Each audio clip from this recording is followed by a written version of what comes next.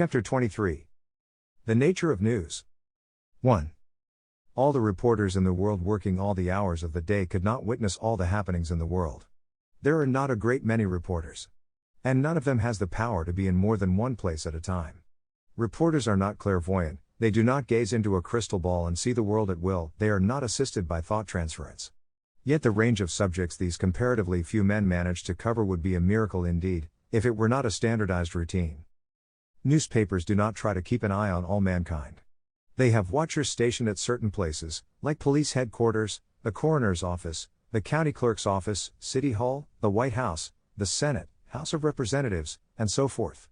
They watch, or rather in the majority of cases they belong to associations which employ men who watch a comparatively small number of places where it is made known when the life of anyone departs from ordinary paths, or when events worth telling about occur. For example, John Smith, let it be supposed, becomes a broker. For 10 years he pursues the even tenor of his way, and except for his customers and his friends no one gives him a thought. To the newspapers he is as if he were not. But in the 11th year he suffers heavy losses and, at last, his resources all gone, summons his lawyer and arranges for the making of an assignment. The lawyer posts off to the county clerk's office, and a clerk there makes the necessary entries in the official docket. Herein step the newspapers. While the clerk is writing Smith's business obituary, a reporter glances over his shoulder, and a few minutes later the reporters know Smith's troubles and are as well informed concerning his business status as they would be had they kept a reporter at his door every day for over 10 years. When Mr. Given says that the newspapers know Smith's troubles and his business status, he does not mean that they know them as Smith knows them, or as Mr. Arnold Bennett would know them if he had made Smith the hero of a 3-volume novel. The newspapers know only in a few minutes the bald facts which are recorded in the county clerk's office. That overt act uncovers the news about Smith. Whether the news will be followed up or not is another matter. The point is that before a series of events become news they have usually to make themselves noticeable in some more or less overt act. Generally too, in a crudely overt act. Smith's friends may have known for years that he was taking risks, rumors may even have reached the financial editor if Smith's friends were talkative. But apart from the fact that none of this could be published because it would be libel, there is in these rumors nothing definite on which to peg a story. Something definite must occur that has unmistakable form. It may be the act of going into bankruptcy, it may be a fire, a collision, an assault, a riot, an arrest, a denunciation, the introduction of a bill, a speech, a vote, a meeting, the expressed opinion of a well-known citizen, an editorial in a newspaper, a sale, a wage schedule, a price change, the proposal to build a bridge. There must be a manifestation. The course of events must assume a certain definable shape, and until it is in a phase where some aspect is an accomplished fact, news does not separate itself from the ocean of possible truth. 2. Naturally there is room for wide difference of opinion as to when events have a shape that can be reported. A good journalist will find news oftener than a hack. If he sees a building with a dangerous list, he does not have to wait until it falls into the street in order to recognize news. It was a great reporter who guessed the name of the next Indian viceroy when he heard that Lord So-and-so was inquiring about climates. There are lucky shots, but the number of men who can make them is small. Usually it is the stereotyped shape assumed by an event at an obvious place that uncovers the run of the news. The most obvious place is where people's affairs touch public authority. De minimis non curat lex. It is at these places that marriages, births, deaths, contracts, failures, arrivals, departures, lawsuits, disorders, epidemics and calamities are made known. In the first instance, therefore, the news is not a mirror of social conditions, but the report of an aspect that has obtruded itself. The news does not tell you how the seed is germinating in the ground, but it may tell you when the first sprout breaks through the surface. It may even tell you what somebody says is happening to the seed underground. It may tell you that the sprout did not come up at the time it was expected. The more points, then, at which any happening can be fixed, objectified, measured, named, the more points there are at which news can occur. So, if some day a legislature, having exhausted all other ways of improving mankind, should forbid the scoring of baseball games, it might still be possible to play some sort of game in which the umpire decided according to his own sense of fair play how long the game should last, when each team should go to bat, and who should be regarded as the winner. If that game were reported in the newspapers, it would consist of a record of the umpire's decisions, plus the reporter's impression of the hoots and cheers of the crowd, plus at best a vague account of how certain men, who had no specified position on the field, moved around for a few hours on an unmarked piece of sod. The more you try to imagine the logic of so absurd a predicament, the more clear it becomes that for the purposes of news gathering, let alone the purposes of playing the game, it is impossible to do much without an apparatus and rules for naming, scoring, recording.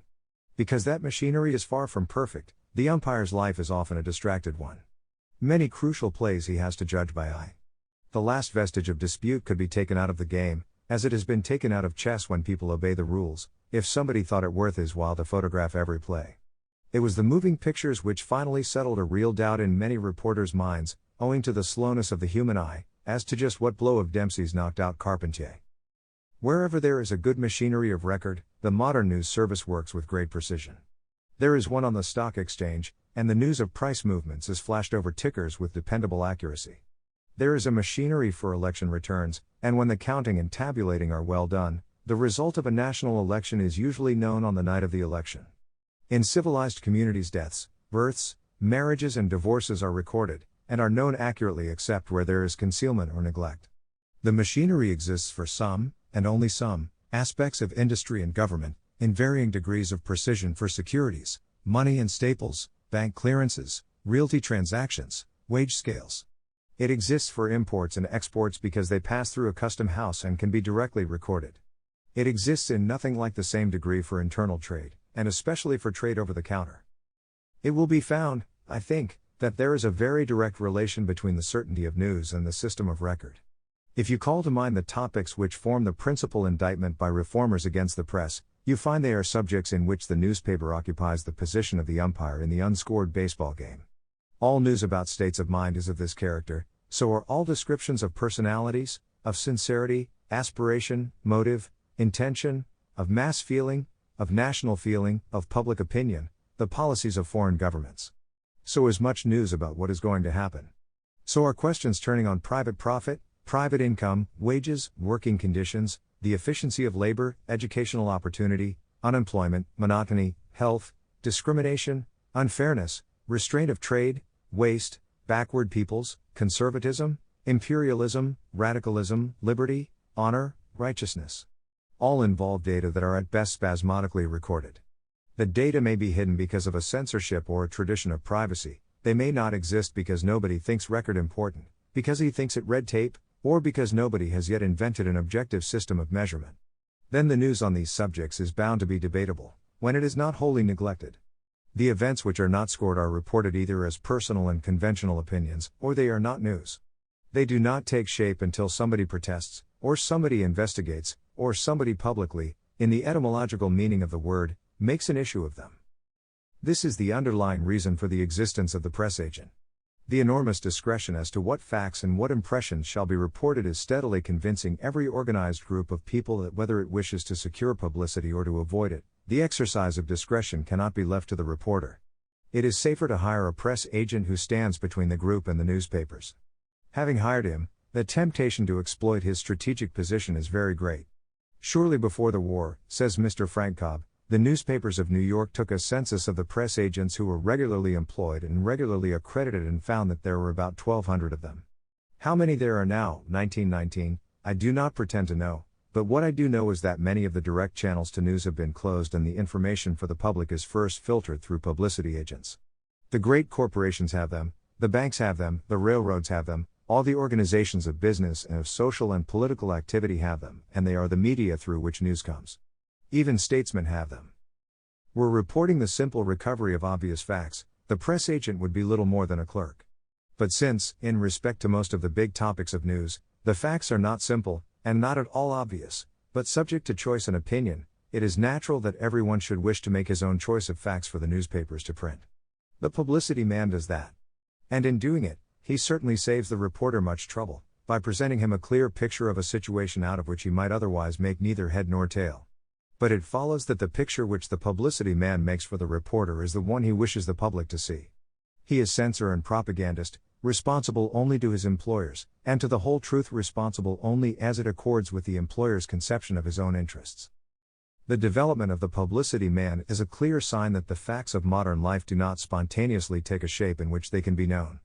They must be given a shape by somebody, and since in the daily routine reporters cannot give a shape to facts, and since there is little disinterested organization of intelligence, the need for some formulation is being met by the interested parties. 3. The good press agent understands that the virtues of his cause are not news, unless they are such strange virtues that they jut right out of the routine of life. This is not because the newspapers do not like virtue, but because it is not worthwhile to say that nothing has happened when nobody expected anything to happen. So if the publicity man wishes free publicity, he has, speaking quite accurately, to start something. He arranges a stunt, obstructs the traffic, teases the police, somehow manages to entangle his client or his cause with an event that is already news. The suffragists knew this, did not particularly enjoy the knowledge but acted on it, and kept suffrage in the news long after the arguments pro and con were straw in their mouths, and people were about to settle down to thinking of the suffrage movement as one of the established institutions of American life. Fortunately, the suffragists, as distinct from the feminists, had a perfectly concrete objective, and a very simple one. What the vote symbolizes is not simple, as the ablest advocates and the ablest opponents knew. But the right to vote is a simple and familiar right. Now in labor disputes, which are probably the chief item in the charges against newspapers, the right to strike, like the right to vote, is simple enough. But the causes and objects of a particular strike are like the causes and objects of the women's movement, extremely subtle. Let us suppose the conditions leading up to a strike are bad. What is the measure of evil? A certain conception of a proper standard of living, hygiene, economic security, and human dignity.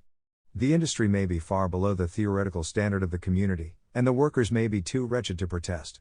Conditions may be above the standard, and the workers may protest violently. The standard is at best a vague measure. However, we shall assume that the conditions are below par, as par is understood by the editor.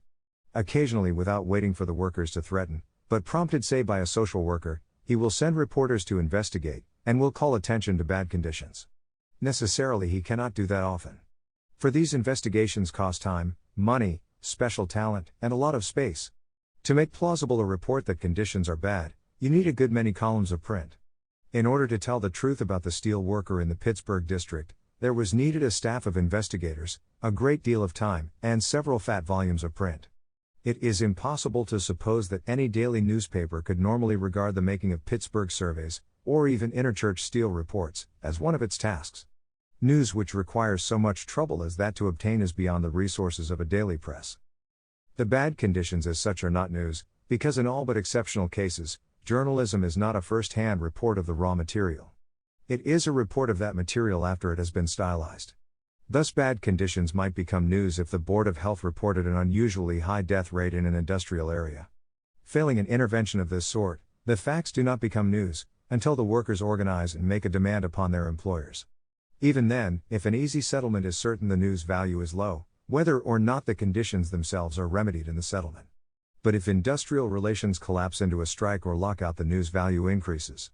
If the stoppage involves a service on which the readers of the newspapers immediately depend, or if it involves a breach of order, the news value is still greater. The underlying trouble appears in the news through certain easily recognizable symptoms: a demand, a strike, disorder. From the point of view of the worker, or of the disinterested seeker of justice, the demand, the strike, and the disorder are merely incidents in a process that for them is richly complicated. But since all the immediate realities lie outside the direct experience both of the reporter and of the special public by which most newspapers are supported, they have normally to wait for a signal in the shape of an overt act. When that signal comes, say through a walkout of the men or a summons for the police, it calls into play the stereotypes people have about strikes and disorders. The unseen struggle has none of its own flavor. It is noted abstractly, and that abstraction is then animated by the immediate experience of the reader and reporter. Obviously, this is a very different experience from that which the strikers have.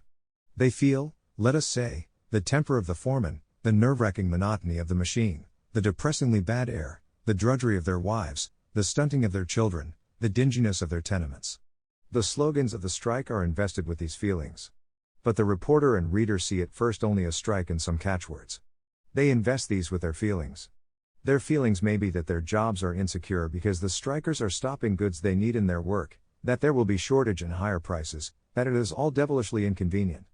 These, too, are realities. And when they give color to the abstract news that a strike has been called, it is in the nature of things that the workers are at a disadvantage.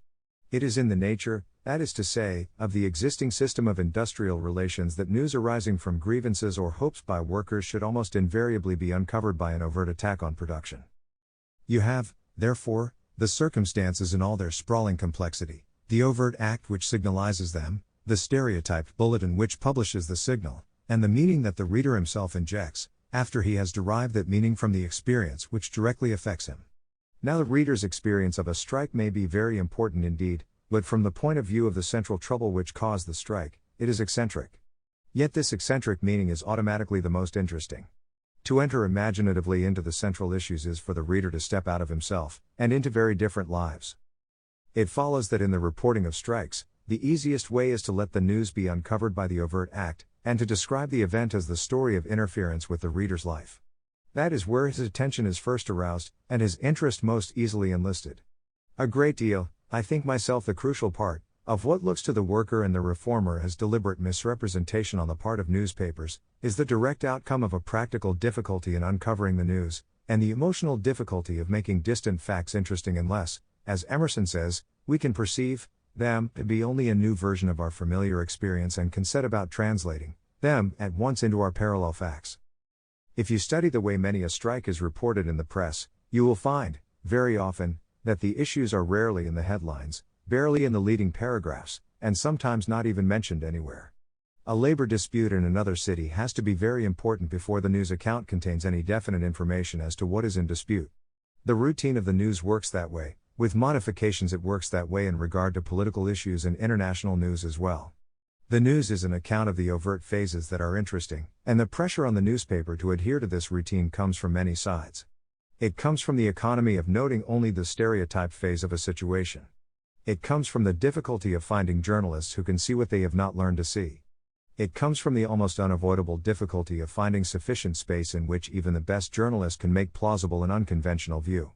It comes from the economic necessity of interesting the reader quickly, and the economic risk involved in not interesting him at all, or of offending him by unexpected news insufficiently or clumsily described. All these difficulties combined make for uncertainty in the editor when there are dangerous issues at stake, and cause him naturally to prefer the indisputable fact and a treatment more readily adapted to the reader's interest.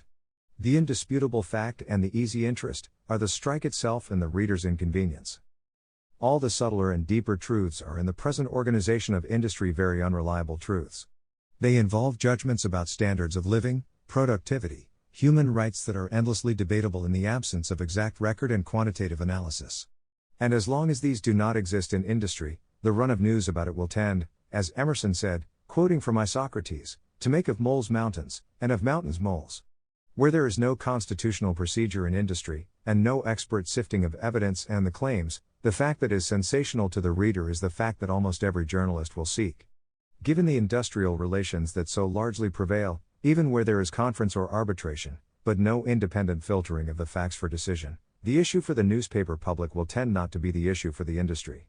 And so to try disputes by an appeal through the newspapers puts a burden upon newspapers and readers which they cannot and ought not to carry. As long as real law and order do not exist, the bulk of the news will, unless consciously and courageously corrected, work against those who have no lawful and orderly method of asserting themselves. The bulletins from the scene of action will note the trouble that arose from the assertion, rather than the reasons which led to it. The reasons are intangible. 4. The editor deals with these bulletins. He sits in his office, reads them, rarely does he see any large portion of the events themselves.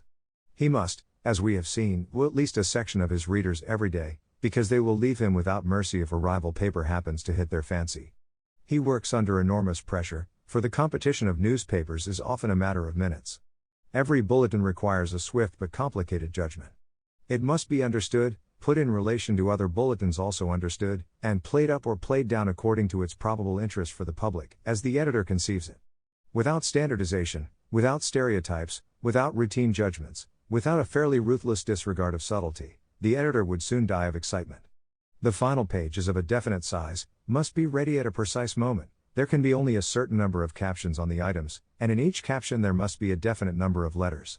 Always there is the precarious urgency of the buying public, the law of libel, and the possibility of endless trouble. The thing could not be managed at all without systematization, for in a standardized product there is economy of time and effort, as well as a partial guarantee against failure. It is here that newspapers influence each other most deeply. Thus, when the war broke out, the American newspapers were confronted with a subject about which they had no previous experience. Certain dailies, rich enough to pay cable tolls, took the lead in securing news, and the way that news was presented became a model for the whole press. But where did that model come from? It came from the English press, not because Northcliffe owned American newspapers, but because at first it was easier to buy English correspondence, and because, later, it was easier for American journalists to read English newspapers than it was for them to read any others. London was the cable and news center, and it was there that a certain technique for reporting the war was evolved. Something similar occurred in the reporting of the Russian Revolution. In that instance, access to Russia was closed by military censorship, both Russian and Allied, and closed still more effectively by the difficulties of the Russian language. But above all, it was closed to effective news reporting by the fact that the hardest thing to report is chaos, even though it is an evolving chaos. This put the formulating of Russian news at its source in Helsingfors, Stockholm, Geneva, Paris, and London, into the hands of censors and propagandists. They were for a long time subject to no check of any kind. Until they had made themselves ridiculous, they created, let us admit, out of some genuine aspects of the huge Russian maelstrom, a set of stereotypes so evocative of hate and fear, that the very best instinct of journalism, its desire to go and see and tell, was for a long time crushed. 5.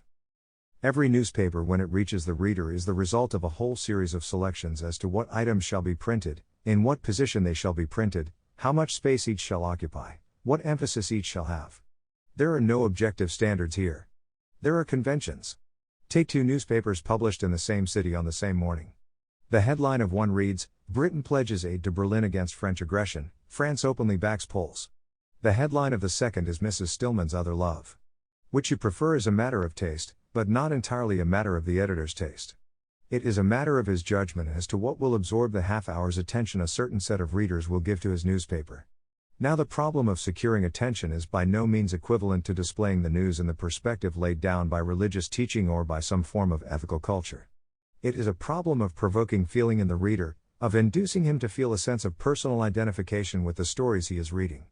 News which does not offer this opportunity to introduce oneself into the struggle which it depicts cannot appeal to a wide audience.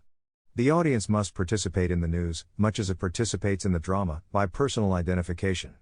Just as everyone holds his breath when the heroine is in danger, as he helps Babe Ruth swing his bat, so in subtler form the reader enters into the news. In order that he shall enter, he must find a familiar foothold in the story, and this is supplied to him by the use of stereotypes. They tell him that if an association of plumbers is called a combine, it is appropriate to develop his hostility. If it is called a group of leading businessmen, the cue is for a favorable reaction. It is in a combination of these elements that the power to create opinion resides. Editorials reinforce. Sometimes in a situation that on the news pages is too confusing to permit of identification, they give the reader a clue by means of which he engages himself. A clue he must have if, as most of us must, he is to seize the news in a hurry. A suggestion of some sort he demands, which tells him, so to speak, where he, a man conceiving himself to be such and such a person, shall integrate his feelings with the news he reads. It has been said, writes Walter Bagehot, that if you can only get a middle-class Englishman to think whether there are snails in Sirius, he will soon have an opinion on it. It will be difficult to make him think, but if he does think, he cannot rest in a negative, he will come to some decision. And on any ordinary topic, of course, it is so. A grocer has a full creed as to foreign policy, a young lady a complete theory of the sacraments, as to which neither has any doubt whatever. Yet that same grocer will have many doubts about his groceries, and that young lady, marvelously certain about the sacraments, may have all kinds of doubts as to whether to marry the grocer, and if not, whether it is proper to accept his attentions. The ability to rest in the negative implies either a lack of interest in the result, or a vivid sense of competing alternatives. In the case of foreign policy or the sacraments, the interest in the results is intense, while means for checking the opinion are poor. This is the plight of the reader of the general news.